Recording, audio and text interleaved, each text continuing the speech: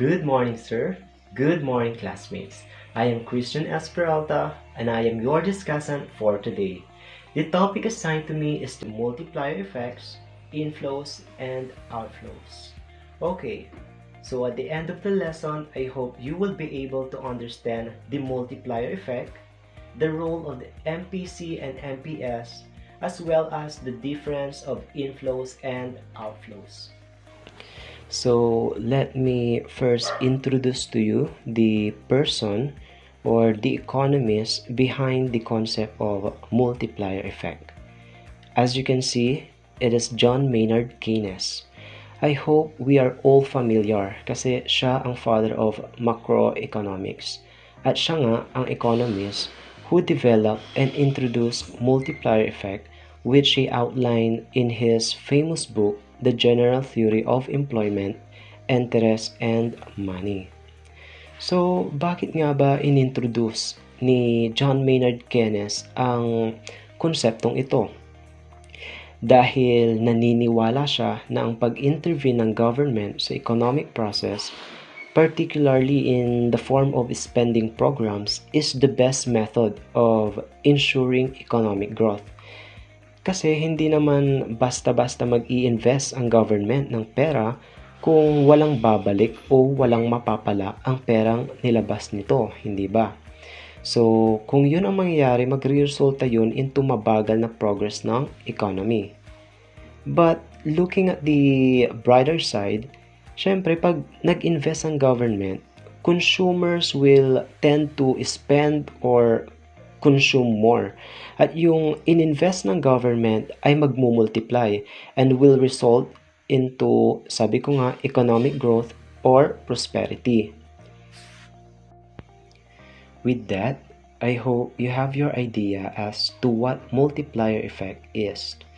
So, from the word itself, multiply, it talks about the increase or the change in a number. In other words, when we say multiplier effects, it happens every time there is an injection of new demand into the circular flow of income. There is likely to be a multiplier effect. Meaning, the more na mataas ang income ng isang individual, mas mataas o tumataas ang percentage rate na mag-consume siya. Because meron siyang enough money at ang result ng pag-consume na yon is multiplier effects. In addition, it creates more income for other stakeholders and so on na parang nagkaroon ng chain reaction or cycle. Like for an instance, so ibida natin dito si Miss Lizelle Galicia. Alam naman natin na si Lizelle ay may online business at ang mga product niya ay mga pre-love items at skincare. So, napili niya ito because of high demand. Ngayon, each of us as S2B has 100 pesos. Now, we have a choice if we will use it to purchase or save. And everyone chose to buy stuff and we purchased 80 pesos and the remaining 20 pesos ay sinave natin. That 80 pesos that we all paid will be an income for Lizelle. And when Lizelle buys another set of stuff para sa benta niya sa kanyang supplier, yung bayad niya ay magiging income ng supplier na magiging income din ng manufacturer and so on and so forth. So, mapapansin nyo na ang paggastos ng isang individual ay nagiging income ng iba o tinatawag na one person's spending is another person's income. Anyway, decision making is very important. Sabi ko nga, it's our choice kung i-spend ba natin or i-save yung ating 100 pesos.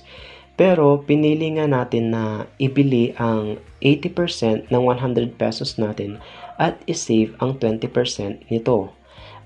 Dito na pumapasok ang marginal propensity to save or the MPS and the marginal propensity to consume or the MPC.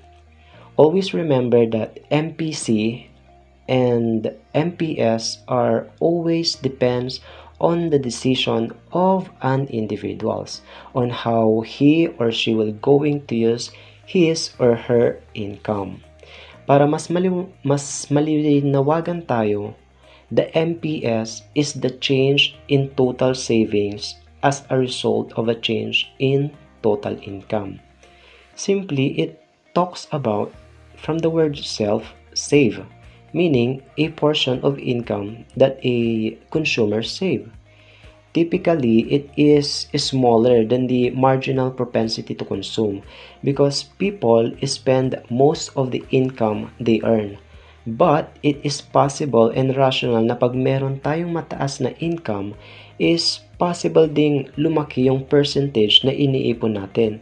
Kasi we decided to save na lang sa alkansya or bangko, and based on my research na merong formula ang pagkuha ng MPS or the marginal propensity to save, which is MPS is equal to change in savings divided by change in income. Let's have an example.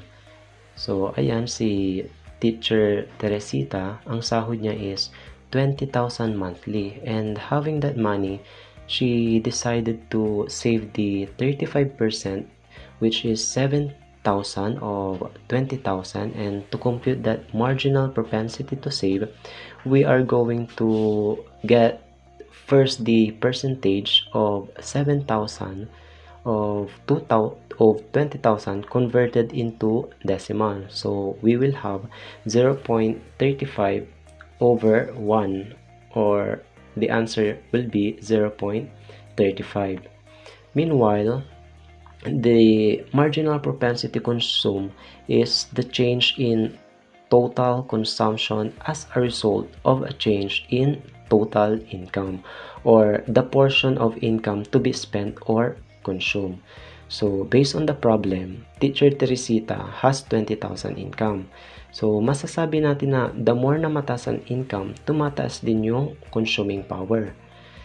Sino ba naman yung malaki yung kita tapos titipirin ng sarili, hindi po ba? So, ang equation ng MPC is similar to the equation of MPS.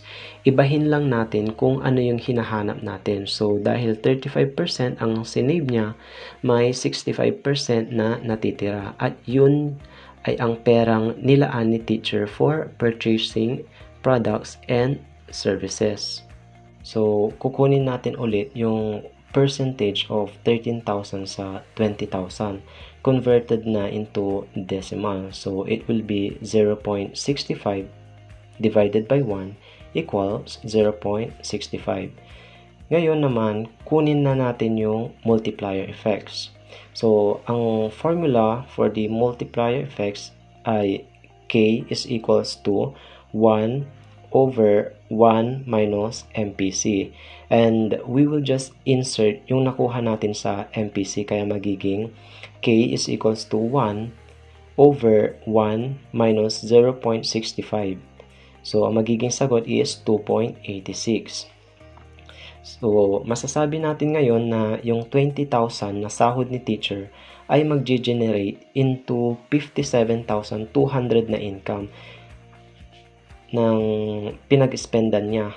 Maaring sa grocery, sa market, or sa appliance center, ganon. So, how did we get that 57,200? We just simply multiply the multiplier to the original income. As simple as that. Ngayon, balikan naman natin si Lizelle. Assume na lang na I have 100 pesos.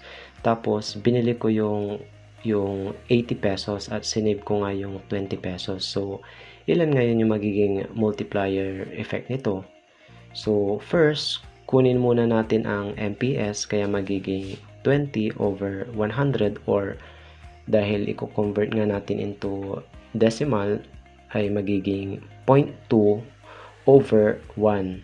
Kaya magiging sagot ay 0.20. At sa MPC naman ay 80 over 100 or 0.8 over 1. Kaya ang magiging sagot ay 0.8. So dahil ang MPC lang ang kailangan sa multiplier effect, kaya magiging K is equal to 1 over 1 minus 0.8. Kaya ang magiging multiplier effect natin ay 5. As simple as that. So sobrang dali lang kumuha ng multiplier effect. So, ayun na nga yung sinasabi ni John Maynard Keynes na the more na nag-i-spend ang tao ay nagre-result ito ng magandang flow ng economy. Ganon din sa government. Pag nag-invest ito, like for an instance, the government inject 3 billion for the agricultural industry. Ngayon, syempre, the farmers will be the recipient of the said financial assistance. Syempre, yung mga farmers na ito, ibibili nila ng mga farming equipments, mga seeds and fertilizer. Tapos yung pagbibilhan nila ay magiging income din nila.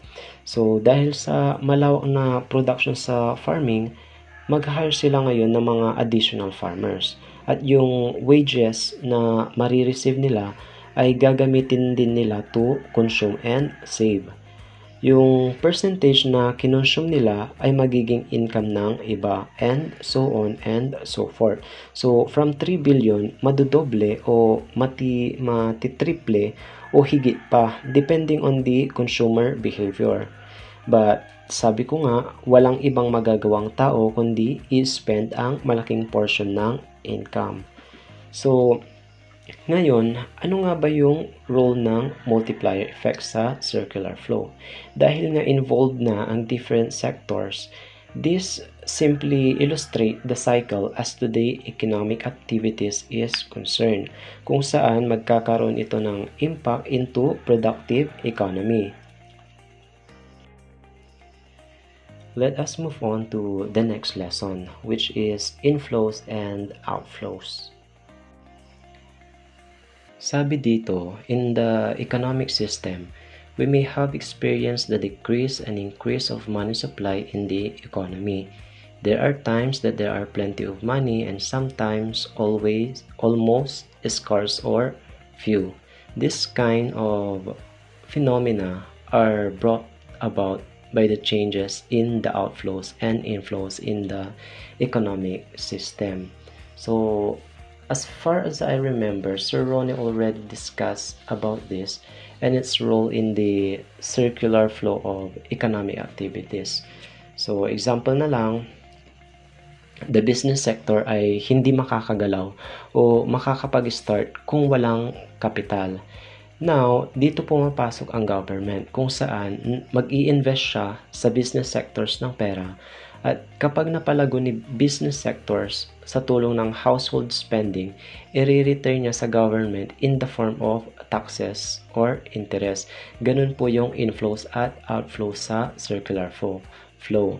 Kapag sinabi nating inflows, this pertains to the government expenditures, investment, at pag sinabi naman nating outflows, yun yung return or yung mga taxes.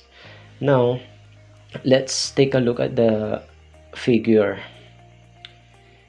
So, the inside portion, yan, itong saving, yung investment, ay tinatawag nating inflows. At kapag yung portion naman na taxes at loans, yan naman ay outflows na siyang bumabalik sa government. So, ano yung magiging implications ng inflows at outflows sa circular flow of economic activities? Siyempre, magkakaroon ng deflation at inflation sa economy. Too much inflows will result into inflation, kung saan tumataas yung mga presyo ng bilihin, wherein the consumer couldn't afford the products or services, or konti lang yung mabibili nila. But if we look into the economy as a whole, mas magbubunga ito into productive economy kasi wala ding magagawa ang consumer kundi bibili siya kahit na mahal. Halimbawa, ako ay may 100 pesos na sahod dahil nga sa pagtaas ng mga presyo ng bilihin sa market, syempre limited lang yung kaya kong mabili or sakto lang sa 5 kilo ng bigas at instant food. Ngayon naman, kapag too much outflows naman ay magre-resulta naman sa deflation. Sa sitwasyong ito, masasabi natin na kapag mayroong 500 pesos, marami na akong mabibili dahil nga sa pagbaba ng presyo. Makakabili na ako ng grocery, gulay at karne. Tapos, bigas. Pero the economic circular flow ay mabagal at magre-result into high unemployment. So that ends my presentation. I hope you learn something. So again, I am Christian Peralta. Thank you for listening in my discussion about multiplier effect, inflows and outflows.